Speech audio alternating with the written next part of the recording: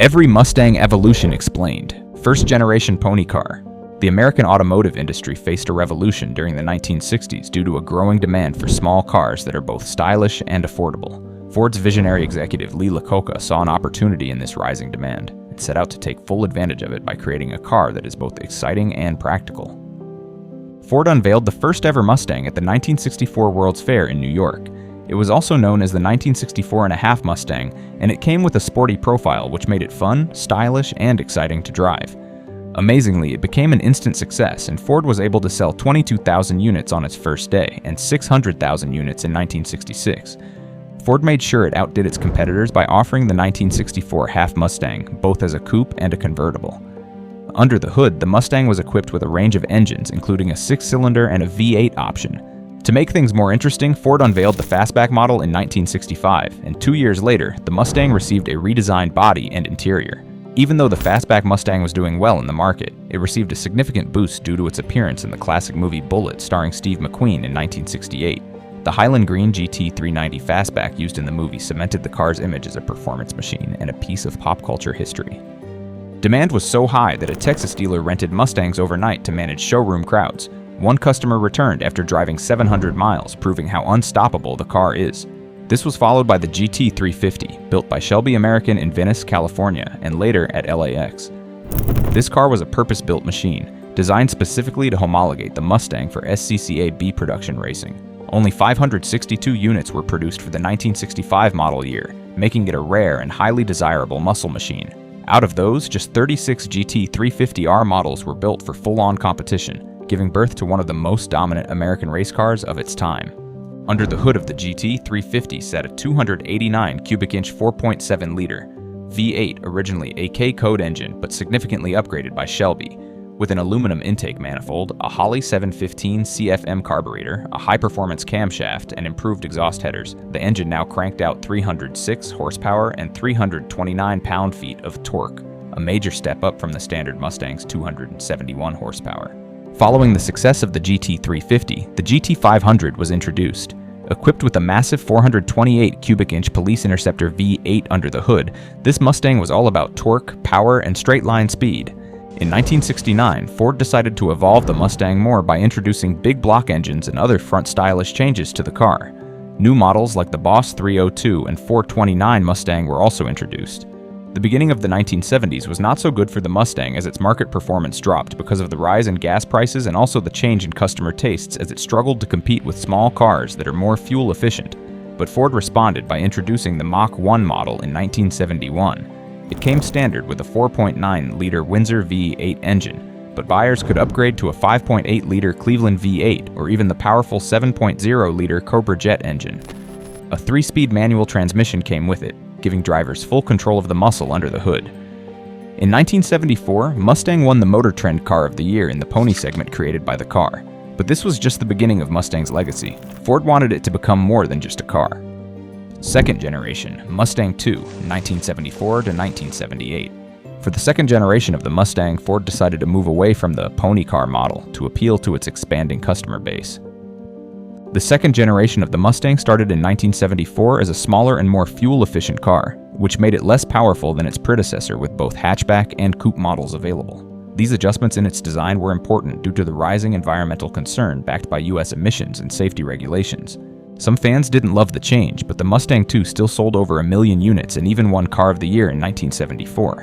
In 1976, Ford released the Mustang II Cobra, which came with a sport-tuned suspension, powered by a 302 cubic inch V8 engine with 140 horsepower. It was also designed to run on a 4-speed manual transmission system. With its racing stripes, the Cobra II looked so tough. In 1978, Ford decided to make the Cobra model even better and introduced the King Cobra model, which became the most powerful Mustang II ever produced. It was equipped with a 5-liter V8 engine, which produced 139 horsepower. The Ghia version of this Mustang generation had a vinyl roof and tiny opera windows, which was super fancy for the time. Third generation, Fox body era, 1979 to 1993. The third generation of the Mustang was unveiled in 1979, named the Fox body, and was significantly different from the older generations. It was made less heavy and more agile, making it look more like a sports car. This generation brought back the performance spirit. Built on a lightweight Fox platform, the Mustang became a favorite for racers and car fans. It came in a variety of models, including a convertible, coupe, and even a hatchback. To make it more interesting, Ford offered a range of engine options to appeal to its different customers. In 1984, Ford introduced the Mustang SVO, which featured a turbocharged 4-cylinder 2.3-liter engine and also a sports-tuned suspension with 205 horsepower, which made it one of the most exciting Mustangs ever made. This Mustang, together with the 5.0-liter V8 Mustang GT and the SVT Cobra, ruled drag races and road courses. During this period, Ford almost replaced the rear-wheel drive Mustang with a front-wheel Mazda-based car, but fans protested. Their voices saved the rear-wheel drive Mustang we love today. The Fox body is still a favorite for people who like to tune and race their cars. Fourth generation, SN95, 1994 to 2004. The automobile industry witnessed the start of a new era during the late 20th century, and for Ford, it was the right time to launch an upgraded version of the American muscle car, which they named the SN95 Mustang. The launch of the SN95 coincided with the 30th anniversary of the Mustang, and it was given a sleeker look with an aggressive front end and a smoother body that was more aerodynamic compared to its predecessors. To make things more exciting, Ford gave the SN95 a range of engines, including a V6, V8, and also a supercharged V8 option in the Cobra model introduced in 1996. The Cobra model also featured a roaring 4.6-liter V8 engine and a sport-tuned suspension. 2 years later, the SN95 Mustang was again redesigned with a fresh exterior look, which included a new front fascia and updated interior, making it even more attractive. It also had a head-turner, making it look very similar to the first-generation Mustang. Ford also went ahead to pay homage to the famous first-generation 390 GT model used in the classic Steve McQueen movie, Bullitt, by introducing the Bullitt Mustang. It was a limited edition model made available in dark Highland green like its ancestor, and it also featured a special grille and 17-inch wheels, making it much better than the original. During this generation, the world got its first real taste of what Jack Roush, already a legend in racing and engineering, could do with a Ford Mustang. While Roush had already been making a name for himself in NASCAR and drag racing, 1995 marked his official entry into the Mustang modification world for street cars. The base was usually a Mustang GT, which came with a 5.0-liter V8, but Roush took things further. Depending on the stage, Roush Mustangs could be equipped with custom intake systems, exhaust upgrades, suspension tuning, and even superchargers in some higher stage builds. The goal was to create a car that felt at home on the road but could hold its own on the track. Roush also made sure these cars stopped and handled as well as they accelerated. Many 1995 Roush builds included upgraded brakes, performance-tuned shocks and springs, and bodywork that improved aerodynamics and cooling. The fourth generation of the Mustang was the longest-running generation as it lasted until 2004. However, as you can all imagine, the beginning of the 21st century witnessed a boost in the use of advanced technology in the automobile industry to improve their cars. Ford also took advantage of this and made sure the fifth generation of the Mustang was nothing short of a technological marvel. Fifth generation, S197, 2005 to 2014. Ford unveiled the fifth-generation Mustang called the S197 in 2005. It was a modern interpretation of the original 1964 Mustang design. The S197 came with a striking retro-inspired exterior, which included a unique front grille and a sculpted body found in both GT and convertible models. This version of the Mustang underwent several performance upgrades, and 2 years after its launch, Ford introduced the Shelby GT 500 model, which also became an instant hit among Mustang lovers and gearheads. The GT 500 showed off a 5.8-liter supercharged V8 engine sport-tuned suspension and up to 660 horsepower, which made it the most powerful Mustang ever made at the time.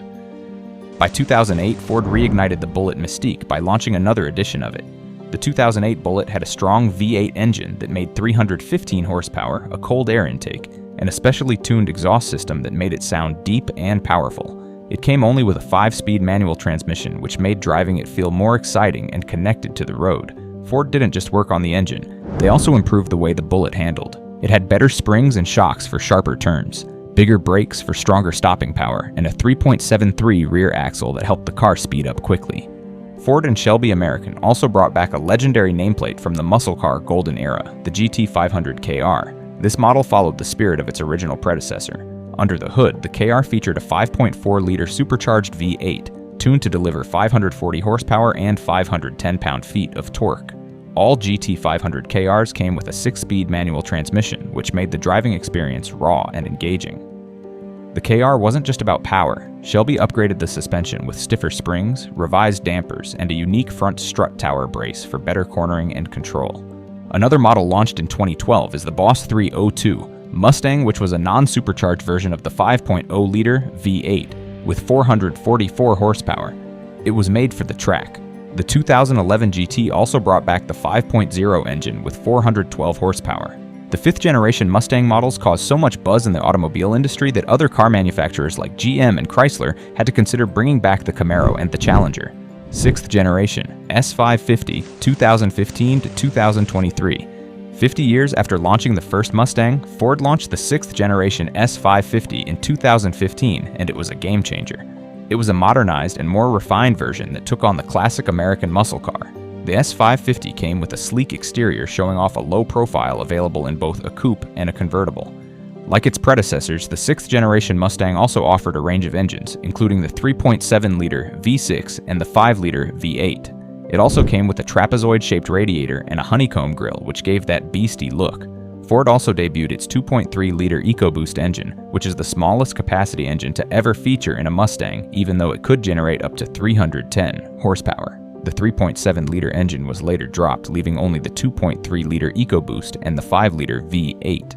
One of the coolest Mustangs from this time was the GT350. It had a special high-revving engine that made 526 horsepower, which was a big deal for a track car. But even that looked small compared to the 2020 GT500, which cranked out a mind-blowing 760 horsepower.